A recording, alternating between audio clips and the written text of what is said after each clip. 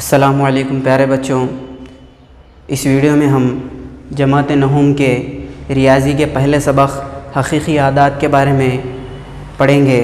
हकीकी आदात पढ़ने से पहले मैं आप लोगों को चंद आदात के बारे में इयादे के तौर पर बतलाऊँगा जिसका मुताल्ला आपने पिछली जमातों में किया है। तो सबसे पहले तबई आदात, ऐसे आदात जो एक से शुरू होते हैं, ऐसे आदात को क्या कहते हैं हम? तबई आदात। और ऐसे आदात जो सिफ़र से शुरू होते हैं, ऐसे आदात को हम क्या कहते हैं? मुकम्मिल आदात। और ऐसे आदात जिसमें मुस्बित आदात, सिफ़र और इसके साथ साथ मनफी आदात भी पाए जाते हैं, ऐसे आदात को हम क्या कहते हैं? सही आदात। और ऐसे आदात जिसमें मुस्बित, मनफी, सिफ़र के साथ साथ ऐसे आदात भी शामिल हो जो कसर की शक्ल में, p/q की शक्ल में लिखे जाते हों, ऐसे आदात को हम क्या कहेंगे? नातिक़ आदात। और पिछली जमात में आपने ये भी पढ़ा था कि पूरे के पूरे तबई आदात किस में मौजूद है? सही आदात में। पूरे के पूरे तबई आदात मुकम्मिल आदात में भी मौजूद है। पूरे के पूरे तबई आदात क्या होते हैं? मुकम्मिल आदात भी होते हैं, सही आदात भी होते हैं, नातिक़ आदात भी होते हैं। पूरे के पूरे मुकम्मिल आदात सही आदात भी होते हैं, नातिक़ आदात भी होते हैं। पूरे के पूरे सही आदात नातिक़ आदात भी होते हैं। यानी कि नातिक़ आदात में तमाम किस्म के आदात शामिल है। मुस्बित आदात रहने दीजिए, या फिर सिफ़र रहने दीजिए, या फिर मनफी आदात रहने दीजिए, या फिर कसर की शक्ल में पाए जाने वाले आदात रहने दीजिए। यानी कि नातिक़ आदात में तमाम किस्म के आदात मौजूद होते हैं। तो शुरू करते हैं हम नातिक़ आदात का अददी ख़त पर इज़हार, जिसका मुताला आपने ऑलरेडी जमात हश्तुम में किया है। तो सबसे पहले हम अददी ख़त के इज़हार के लिए एक अददी ख़त उतारेंगे। यहाँ पर आप देख सकते हैं, यहाँ पर 3/4 दिया गया है। इसको आपको जो है अददी ख़त पर ज़ाहिर करना है। तो सबसे पहले आप क्या करेंगे? सिफ़र के बाद आप लिखेंगे 1/4, ठीक है। उसके बाद आप लिखेंगे 2/4, उसके बाद आप लिखेंगे 3/4, उसके बाद आप लिखेंगे 4/4। 4/4 यानी कि 1, ठीक है। तो अददी ख़त पर 3/4 को हम जो है कहाँ ज़ाहिर कर सकते हैं?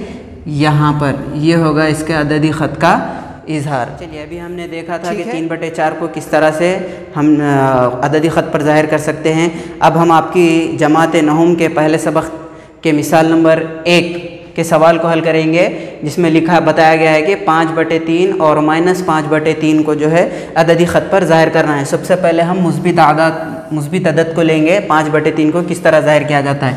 तो सबसे पहले यहाँ पर 1/3, उसके बाद आएगा 2/3, उसके बाद आएगा 3/3, उसके बाद आएगा 4/3, उसके बाद आएगा 5/3। देखिए यहाँ पर 3/3 का मतलब 3 एकन 3, 3 एकन 3, यहाँ पर आ रहा है 1, और 5/3 आपका कहाँ आ रहा है? यहाँ पर, इस मुक़ाम पर। इसके बाद क्या होगा? 5/3 के बाद 6/3। 6/3 का मतलब क्या है? 3 एकन 3, 3 दूनी 6, 2, यहाँ पर 2 है। तो अददी ख़त पर 5/3 जो है किसके दरमियान है? 1 और 2 के दरमियान है, ठीक है। चलिए, अब -5/3 को भी अददी ख़त पर ज़ाहिर करने का यही तरीक़ा है। यहाँ पर -1/3, -2/3, -3/3। -3/3 का मतलब क्या है? 3 एकन 3, 3 एकन 3, 1, ठीक है ना। 3/3 के बाद है -4/3, उसके बाद है -5/3, ठीक है। तो इस तरीक़े से ये वाला पोर्शन होगा -5/3 और ये वाला होगा 5/3।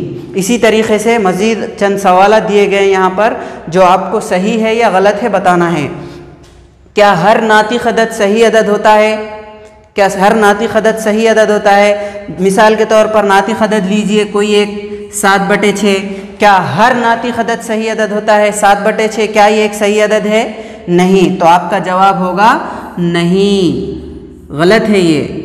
जबकि हर सही अदद नातिक़ अदद होता है, लेकिन हर नातिक़ अदद सही अदद नहीं होता। चलिए दूसरा, हर सही अदद नातिक़ अदद होता है। बिल्कुल जी, सही जवाब है ये। किस तरीके से सही जवाब है? क्यों सही जवाब है ये? हर सही अदद नातिक़ अदद क्यों होता है? कोई भी एक सही अदद ले लीजिए आप, जैसे कि -3। -3 एक नातिक़ अदद है। क्यों?